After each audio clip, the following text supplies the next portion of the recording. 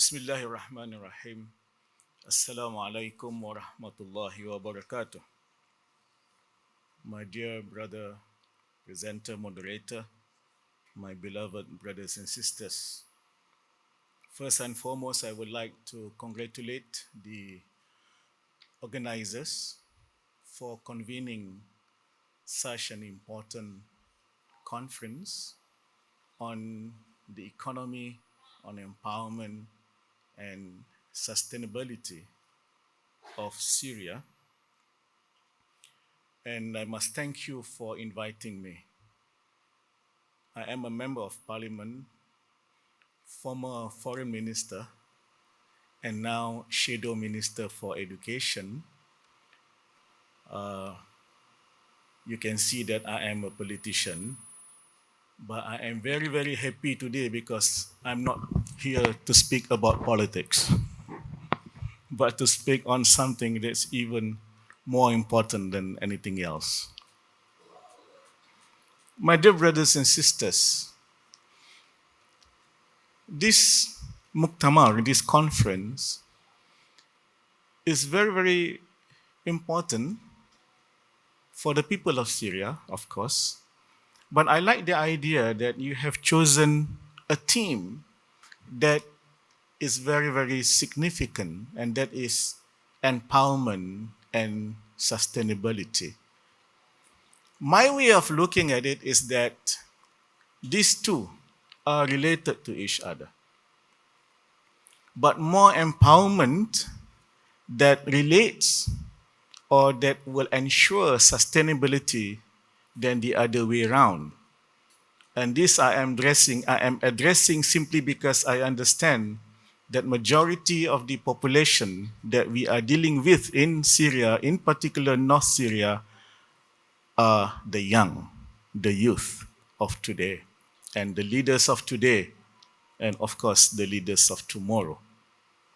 Let me qualify my understanding of youth, that they are not just leaders of tomorrow. We have a problem with many of our Muslim countries looking at the young people. You wait because your days are tomorrow. Today we, the older person, decide, and that is one of our problem. Youth, to my understanding, are leaders of tomorrow, yes, but they are also leaders of today in three categories or in three ways of looking at it. They are leaders of their own generation. They are leaders of those who are younger than them. They are co-leaders, partners in leadership with the official, formal leaders of today. The young people has three demands. They want their voices to be heard. They want their roles to be addressed. And they want their issues and problems to be solved in the way that is oriented to them. Youth-orientedness solution, not old people like me solution. Because I live today and yesterday, they live today and tomorrow. What is the meaning of sustainability? I think the general understanding is that it is something that it will last long, for as long as it is required, for as long as it is needed. But experience around the globe will tell you that one of the most important way to ensure a project is sustainable is when it is owned by the people, when it is created by the people, when it comes from down there, from the grassroots, and move upwards to become decision.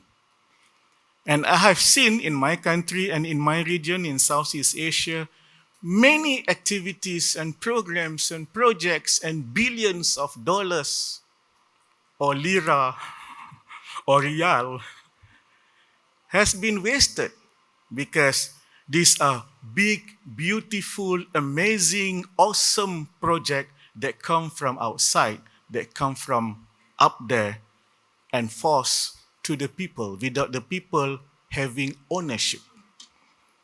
So empowerment is about ownership.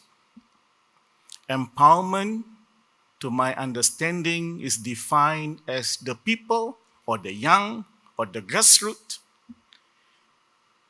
making their own decision, making their own opportunities, working with their own capacity to arrive at something, whether it is in the area of education, health, governance, and so on and so forth.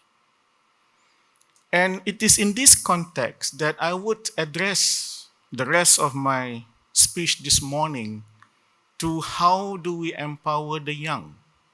And if I may, I would like to touch on three major points. And these are the three E's. The first E is education.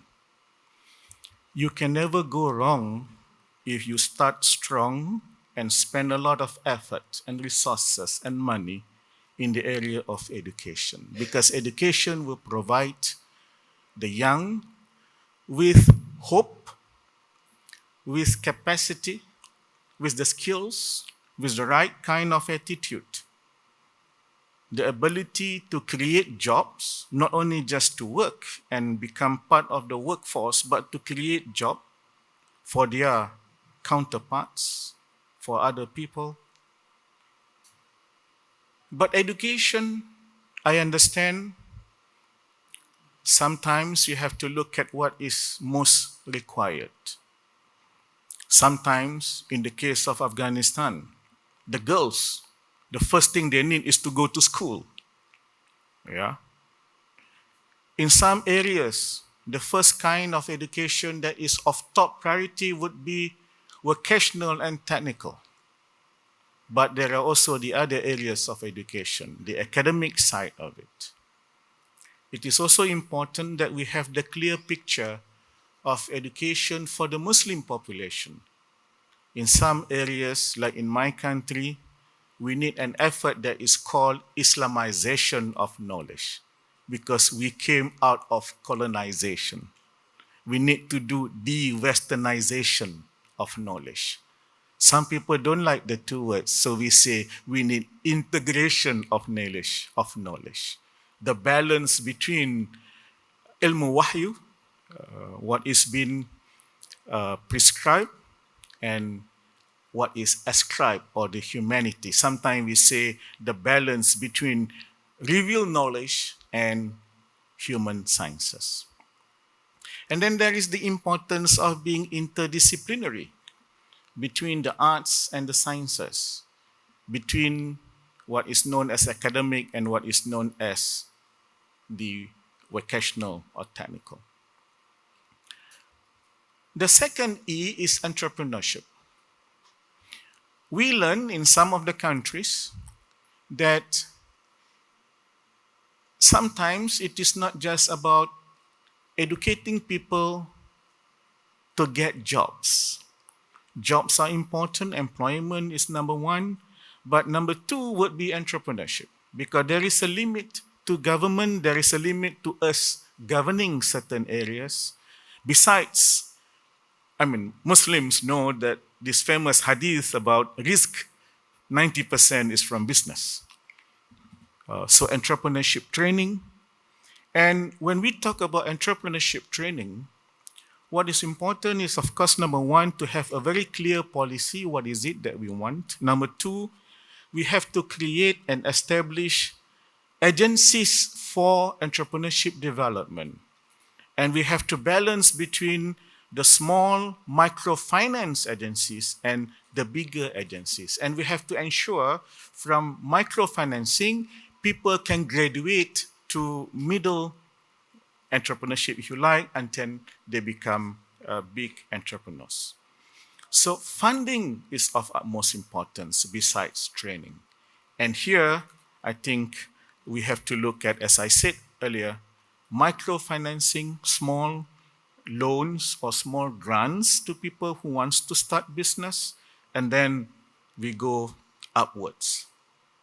But mind you, one of our experiences in certain part of the world is you must ensure you have the right people to manage the agencies and the fundings for entrepreneurs. One of the problems that I face in my country is the people who man the agencies have no business experience. And this will slow down the process, a lots of bureaucracy, and they don't understand business.